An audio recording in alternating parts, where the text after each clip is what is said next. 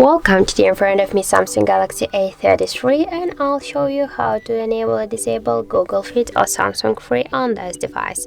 So as can you see, in my case it's turned off, and if you want to turn it on, you should at the same time swipe with the two fingers to the center or just hold for a while this screen, and here click once on the switcher, and by this way, as you can see, we just activated the Google Discover. If you want to turn it off, by the same way, click here once again on the switcher, and that's all turned off.